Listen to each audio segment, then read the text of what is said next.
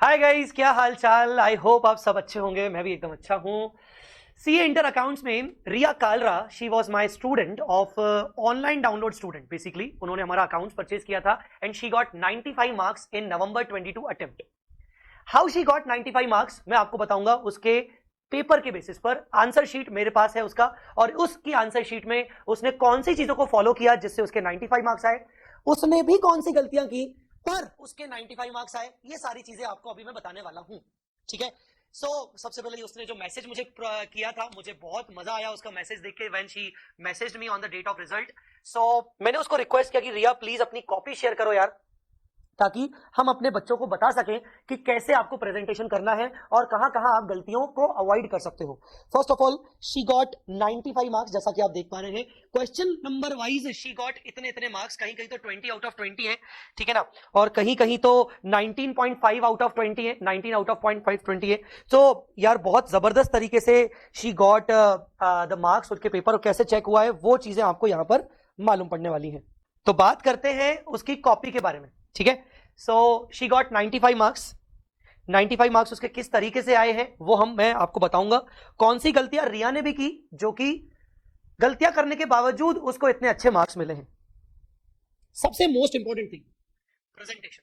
रिया ने जो एक चीज ध्यान दी प्रेजेंटेशन पर, प्रेजेंटेशन में भी कोई कोई बहुत ज्यादा अच्छा प्रेजेंटेशन नहीं है। जितना बनता है, जितना आपके पास समय होता है, उसके हिसाब से उसका प्रेजेंटेशन अच्छा है। आप देखेंगे अकाउंट बनाते वक्त उसने वर्टिकल लाइंस खींचे हैं पर हॉरिजॉन्टल लाइंस उसने नहीं खींचे हैं, ठीक है ना। ऑफ कोर्स राइटिंग उसकी अच्छी है तो उसका प्रेजेंटेशन उसके कारण बहुत अच्छा दिख रहा है, ठीक है। प्रेजेंटेशन के मामले में definitely she got 100 out of 100। अब जैसे आप देख रहे हैं इन्वेस्टमेंट का क्वेश्चन, देखो कितने सारे कॉलम बनाने पड़ते हैं। तो आप लोग सोचते हो कि सर हम कॉपी को आड़ा तिरछा कर दें, ऐसा कुछ भी नहीं किया उसने। पतले पतले कॉलम बनाए बट उसने ढंग से बनाए, उसने कहीं पे भी ज्यादा कोई कुछ काटापीटी नहीं की है, ठीक है।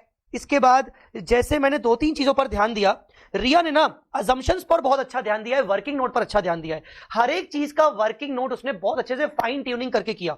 Working note number 4, working note number 5, investment के क्वेश्चन में कौन सा फिगर क्यों आया, कहां से आया, हर एक वर्किंग नोट पर उसने बहुत अच्छा ध्यान दिया है। जब हम बैलेंस शीट बनाते हैं तो मैंने देखा है बैलेंस शीट बनाते वक्त 80% बच्चे ना घबराते हैं और ना कहीं लेजीनेस फील करते हैं। अरे यार बैलेंस शीट, अरे यार नोट्स। नालायक को थोड़ा सा समझो, अगर मार्क्स अच्छे चाहिए आपको ध्यान देना पड़ेगा। रिया ने बैलेंस शीट बनाते वक्त हर एक चीज के नोट्स बनाए हैं। मैं अभी आपको उसके नोट्स भी दिखाऊंगा।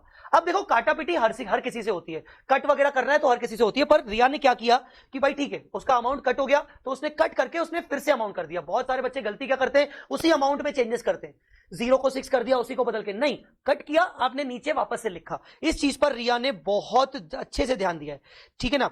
नीचे यहां पर उसने गलती से रिजर्व एंड सरप्लस लिख दिया था, पर रिजर्व सरप्लस को कट किया, फिर उसने शेयर कैपिटल और रिजर्व सरप्लस इस तरीके से लिखा। तो मतलब काटापीटी रिया से भी हुई है, काटापीटी रिया से भी हुई है, बट उसको उसने बहुत अच्छे तरीके से मैनेज किया। अब देखिए उसकी बैलेंस शीट बन गई, उसके बाद उसने जगह छोड़ी, उसके बाद उसने प्रॉफिट एंड लॉस बनाया, प्रॉपर उसने नोट्स बनाए, फिर उसके बाद उसके नोट्स टू अकाउंट शुरू हुए।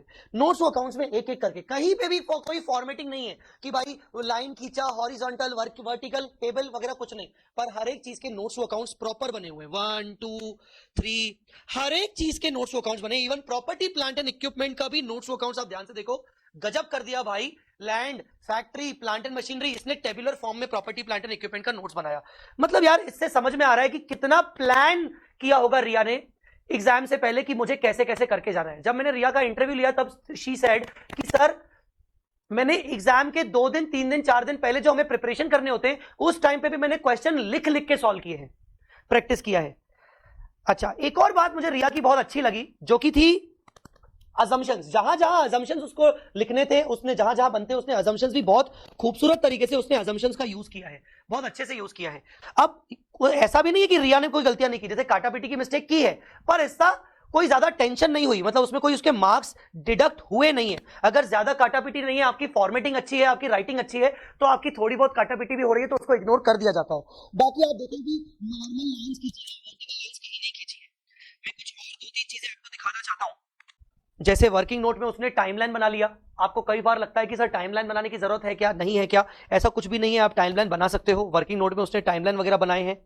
इसके अलावा जहां जहां इंपॉर्टेंट नोट्स उसको डालने थे उसने इंपॉर्टेंट नोट्स को भी पुट किया है। जैसे ये डिपार्टमेंटल ट्रेडिंग अकाउंट बनाया तो उसको कुछ इंपॉर्टेंट नोट्स डालने थे तो उसने इंपॉर्टेंट नोट्स डाल दिए। वही देखो काटा पिटी कहीं कहीं डाली उसने तो वो काट कर उसने नीचे डायरेक्टली वर्किंग नोट दिखा दिया ताकि उसको लगा चलो ठीक है इतना ज्यादा कंजस्टेड भी ना हो। अजम्पशंस, यही मैं आपको बोल रहा था, जहां जहां अजम्पशंस रिक्वायर्ड थे उसने अजम्पशंस को किया है। इस तरीके से उसकी कॉपी में आपको मिलेगा कि उसने बहुत अच्छे से प्रेजेंटेशन किया है। एक जगह मैंने देखा था कि जहां पर रिया ने जर्नल एंट्रीज की थी, ये देखो। अब जर्नल एंट्री में अपने को कभी कभार लगता है, मैं खुद बोलता हूं कि यार नरेशन लिखना जरूरी है, रिया ने नरेशन नहीं लिखी। हो सकता है शायद क्वेश्चन में लिखा हो कि narration is not required, may be, और मे बी ना भी लिखा हो। अब मुझे चेक करना पड़ेगा कि कुछ क्वेश्चन में नरेशन रिक्वायर्ड था कि नहीं। ये है क्वेश्चन नंबर 6C, नवंबर 22 अटेम्प्ट, तो उसने नरेशन नहीं लिखी, पर फिर भी देन टू उससे फर्क नहीं पड़ा, काटापिटी हुई पर उसको मार्क्स मिल रहे हैं। तो नरेशन उसने रिया ने लिखे नहीं है तो भी उसको मार्क्स पूरे पूरे मिले हैं। तो ये भी कमेंडेबल एफर्ट्स है। मतलब शायद चेकर जो है वो नरेशन पर ज्यादा ध्यान दे नहीं रहा है, ठीक है। सो इस तरीके से मैं आपको बता दूं, जहां यहां उसकी काटापिटी है तो थोड़ी बहुत गलतियां उसने की है, काटापिटी की है, पर मेरा आपको बताने का मतलब यह है कि उसके प्रेजेंटेशन पर आप ध्यान दीजिए, आपको समझ आ जाएगा कि कितना वेल डिफाइंड प्रेजेंटेशन उसने किया है। काटापिटीज करने के बावजूद भी उसका प्रेजेंटेशन बेहतर रहा है, बहुत अच्छा रहा है। नरेशन पर उसने ध्यान नहीं दिया, उसने वर्किंग नोट्स पर ध्यान दिया, उसने असम्पशंस पर ध्यान दिया, बैलेंस शीट पीडीएफ बनाते वक्त उसने नोट्स टू अकाउंट्स पर ध्यान दिया, ये चीजें उसने फॉलो की। अब जो ये पेपर है इसमें उसने डेफिनेटली रफ वर्क करके रखा होगा जो कि दिखाया नहीं गया हुआ, जो कि रिक्वायर्ड नहीं है। अकाउंटिंग स्टैंडर्ड्स में उसको मार्क्स कहां कहां कटे हैं, जैसे क्वेश्चन मार्क है तो उसके डेफिनेटली चेकर ने लिख दिया कि ये अमाउंट कहां से आया तो उसका मार्क्स कटे होंगे। तो अकाउंटिंग स्टैंडर्ड्स में भी उसका आप देखेंगे कि मतलब ऐसा नहीं कि उसने कोई भर भर के लिखा है, जैसे पहला क्वेश्चन है तो पहला क्वेश्चन जितना रिक्वायर्ड था उतना उसने आंसर लिखा, ऐसा नहीं कि आपको दो पेजेस भर भर के लिखना है, ठीक है ना। कहीं कहीं उसकी भी गलतियां हुई हैं, कहीं कहीं कैसे कैसे उसने सॉल्व किया है। अकाउंटिंग स्टैंडर्ड बहुत सारे बच्चे बोलते हैं यार फॉर्मेटिंग मैटर करती है क्या, क्या मैटर करता है। आप देखो सिंपल सा उसने प्रोविजन लिखा है, एज पर AS 13 long term investment should be measured at cost, therefore the above case इसको इतना इतना होना चाहिए, फिर ऐसे केस में उसका इतना इतना ट्रीटमेंट होना चाहिए। सिंपल, जैसे मैं आपको क्लास में बताता हूं कि फैक्ट लिखो, कंक्लूजन लिखो, प्रोविजन लिखो, उसने ऐसे हेडिंग तो नहीं डाली पर उसने अल्टीमेटली वही चीजें लिखी है। पर मानना पड़ेगा देन टू उसके मार्क्स बहुत कम डिडक्ट हुए, पूरे 100 नंबर में से उसके 5 मार्क डिडक्ट हुए, and she has done commendable job. So मैं आपको बता दूं कि ये इस तरीके से आप कुछ चीजों को फॉलो जरूर करिएगा। Assumptions, formatting, notes to accounts, workings, और आपकी काटापीटी में आपको कैसे ध्यान रखना है, इन चीजों पर ध्यान दीजिएगा। मैं एक और कॉपी लेके आऊंगा AIR 8 वेदिका बंसल, उसके भी 94 मार्क्स आए थे अकाउंट्स में और 88 मार्क्स आए थे एडवांस अकाउंट्स में, मैं उसकी कॉपी भी लेके आऊंगा और आपको बताऊंगा। अभी हमारे नए बैच शुरू हो रहे हैं CA इंटरमीडिएट नवंबर 23 के। अकाउंट्स में हम शुरू कर रहे हैं 13 फरवरी से, और अकाउंट्स का टाइमिंग होगा 2:15 बजे लाइव बैच। मैं आपको रिकमेंड करूंगा कि आप लाइव बैच करिएगा अगर आप फेस टू फेस नहीं आ सकते हो पुणे में, और अगर आप फेस टू फेस पुणे में आ सकते हो तो हॉस्टल फैसिलिटी भी इस बार वी स्मार्ट अपनी तरफ से प्रोवाइड कर रहा है। बाकी सारी चीजें हम डिस्कस कर सकते हैं, आपको अगर कुछ भी पूछना हो तो इस वीडियो के डिस्क्रिप्शन में आपको कॉन्टैक्ट डिटेल्स मिल जाएंगे, आप पूछ सकते हो। Thanks a lot, thank you so much.